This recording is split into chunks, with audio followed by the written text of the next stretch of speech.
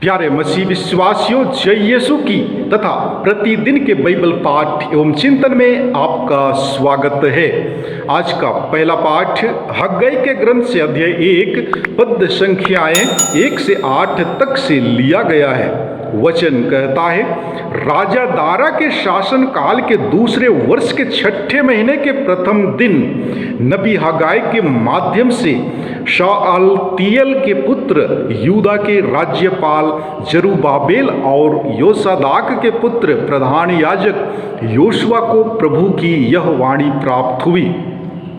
यह विश्वमंडल के प्रभु की वाणी है। यह राष्ट्र कहता है, अभी प्रभु के मंदिर के पुनर्निर्माण का समय नहीं आया है। किंतु नबी हग्गाई के माध्यम से प्रभु की यह वाणी सुनाई पड़ी, जब यह मंदिर टूटा फूटा पड़ा है तो क्या यह समय तुम लोगों के लिए अच्छी तरह आच्छादित घरों में रहने का है? इसलिए विश्वमंडल का प्रभु यह कहता है, तुम अपनी स्थिति पर विचार करो। तुमने बहुत बोया किंतु कम लुनते हो, तुम खाते तो हो किंतु तुम्हें तृप्ति नहीं मिलती, तुम पीते हो किंतु तुम्हारी प्यास नहीं बुझती, तुम कपड़े पहनते हो किंतु तुम्हारा शरीर गर्म नहीं रहता। मजदूर अपना वेतन तो पाता है किंतु उसे छेद वाली थैली में रखता है। विश्वमंडल का प्रभु यह कहता है, तुम अपनी स्थिति पर विचार करो। पहाड़ी प्रदेश जाकर लकड़ी ले आओ और मंदिर फिर बनाओ। मैं उससे प्रसन्न होऊंगा और उसमें अपनी महिमा प्रकट करूंगा।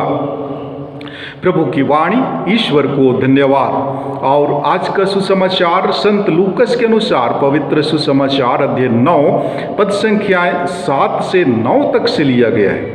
वचन कहता है, राजा हेरोद उन सभी बातों की चर्चा सुनकर असमंजस में पड़ गया, क्योंकि कुछ लोग कहते थे कि यूहन्ना मृतकों में से जी उठा है,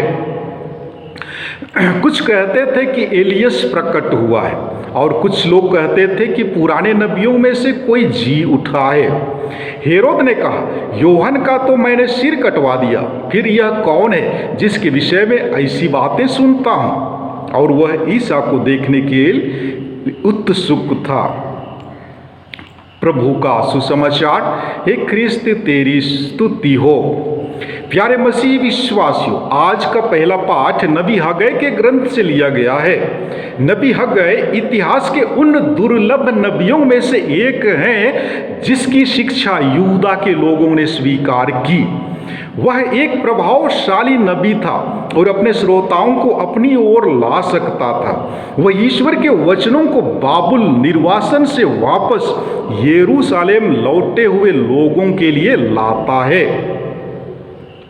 फारस के राजा सीरूस ने 538 ईसा पूर्व में सभी निर्वासितों को अपने देश लौट जाने की अनुमति दी। हग्गाई ने करीब 520 से 515 ईस्वी तक ईसा पूर्व तक अपनी सेवा का कार्यभार संभाला। वह नबी जकरिया का समकालीन था।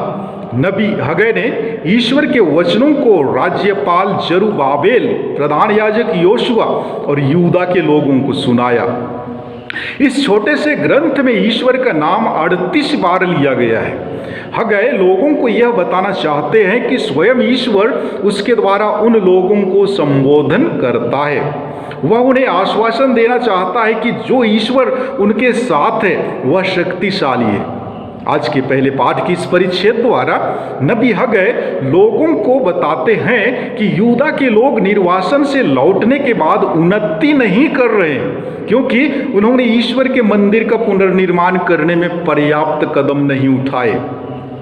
अनावृष्टि, घटिया फसल, खाद्य वस्तुओं की कमी, प्राकृतिक विपत्ति इत्यादि ईश्वर की ओर से दंड है, क्योंकि वे अपने ही कल्याण के बारे में चिंतित हैं और ईश्वर के निवास स्थान एवं कार्यों के बारे में उदासीन है। और आज के सुसमाचार में हमने राजा हेरोद की असमंजसता के बारे में सुना। प्यारे भाइयों एवं बहनों, जो अंधकार में है वह अंधकार में ही रहना पसंद करता है। प्रकाश मानो काटने लगता है, वह प्रकाश को नष्ट करने की कोशिश करता है। हेरोद ने भी वही किया। अपने भाई की पत्नी को रखकर हेरोद ने जो पाप किया वह एक भारी अपराध था। योहन ने हेरोद के इस आचरण का विरोध किया, इसलिए हेरोद ने योहन बपतिस्ता को मरवा डाला। लेकिन जब उसने यीशु के चमत्कारों के विषय में सुना तो संभवतः वह शक करने लगा कि कहीं योहन बपतिस्ता तो फिर नहीं जी उठा है। एक नेक व्यक्ति की हत्या करने वाला अशांत एवं व्याकुल रहने लगता है। वह दूसरों पर, विशेषकर अच्छे चरित्र वाले व्यक्तियों पर शक करने लगता है। राजा हेरोद धूर्त, महत्वाकांक्षी एवं दुनियाई भोग विलास में जीने वाला व्यक्ति था। उन्होंने अपनी पहली पत्नी को त्याग कर अपने भाई फिलिप की पत्नी से विवाह किया।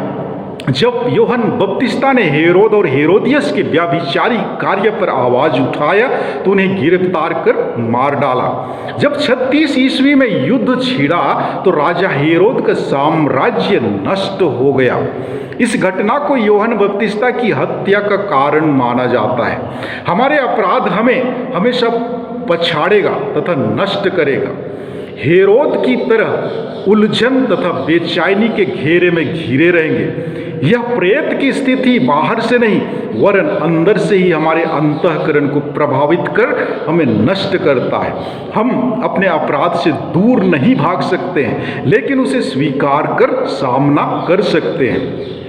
प्यारे भाइयों एवं बहनों, योहन बपतिस्ता ने जब राजा हेरोद के पाप में जीवन को प्रकाश में लाया तो सच्चाई को दबाने के लिए उसने योहन को बंदीगृह में डाल दिया तथा बाद में उसकी हत्या करवा दी। इस हत्या से राजा हेरोद को कदाचित शांति नहीं मिली बल्कि अशांति तथा बेचैनी ही मिली, क्योंकि यह भी एक सच्चाई है कि अगर जीवन सच्चा है तो सच्ची शांति मिलेगी। सच्चाई तो हमारे जीवन से जुड़ी हुई है जिसे ईश्वर ने मानव जाति के उत्थान के लिए प्रयोग किया था। हम जीवन की उन सच्चाइयों को परखें जो ईश्वरीय इच्छा के अनुसार है, तभी पूर्ण शांति पाने के काबिल होंगे। पिता ईश्वर ने प्रभु यीशु मसीह को मार्ग, सत्य और जीवन के रूप में हमें दिया। ईश्वरीय इच्छा है कि हम प्रभु यीशु मसीह को स्वीकारें, उनका अनुकरण करें और उनकी शिक्षाओं पर चलें। इस प्रकार यीशु मसीह हमारे सच्चाई हैं जो हमें शांति का वरदान देते हैं। हम ख्रिस्तियों के लिए सच्चाई का दूसरा स्रोत पवित्र बाइबल है, जिसमें ईश्वर के साक्षात वचन है। जब हम इन पवित्र वचनों को अपने दैनिक व्यवहार में मनन चिंतन का आधार बनाते हैं, तब ये वचन हमारे जीवन में सुधार ला सकते हैं। लेकिन सच्चाई तो यह है कि हम भी राजा हेरोद की तरह महत्वाकांक्षी और दुनियाई भोग विलास के जीवन में डूबे हुए हैं। हम भी अपने मर्जी के मालिक बनने की कोशिश करते हैं। जो सच्चाई है उसे छिपाने एवं दबाने की कोशिश करते हैं। जब हम कोई गलतियां करते हैं तो उसे छिपाने की कोशिश में ना जाने और क्या क्या अपराध कर बैठते हैं। जी हाँ, जिस तरह हेरोद ने योहन की बातों को पचा ना सकने के कारण उसे बंदीगृह में डलवाया और अंत में मार डाला, उसी प्रकार हम लोग भी सच्चाई को छिपाने के लिए दूसरी गलती करने के उतारू हो जाते हैं। यदि कोई हमारी गलती को देखता एवं इंगित करता है तो हम अपनी गलती को स्वीकारने एवं सुधारने के बजाय सामने वाले के प्रति गुस्सा करने लगते हैं। कभी कभी ऐसा होता है कि सामने वाले को नीचा दिखाने के लिए हम कुछ भी कर गुजरने के लिए तैयार हो जाते हैं। प्यारे भाइयों एवं बहनों, हम मनुष्य जाति हैं, गलती करना मानव का स्वभाव है। लेकिन गलती करने के बाद यदि हम गलती के ऊपर गलती करते रहें तो हम ख्रिस्तीय कहलाने के योग्य नहीं हैं। हमें अपनी गलतियों को स्वीकार कर एक नवीन रास्ते को अपनाने की जरूरत है। जी हाँ, यदि हम स्वर्ग राज्य में प्रवेश करना चाहते हैं तो राजा हेरोद की तरह नहीं बल्कि योहन बपतिस्ता की तरह हमेशा सत्य एवं न्याय का साथ देना होगा। लेकिन ये तभी संभव है जब हम अपने विश्वास में तथा व्यक्तिगत प्रार्थना में मजबूत बनते हैं, प्रभु की शिक्षा के अनुसार जीवन यापन करते हैं, तो प्रभु हमें पवित्र आत्मा की कृपा दानों से विभूषित करेंगे, जो हमें सच्चाई के मार्ग पर चलने की कृपा प्रदान करेंगी।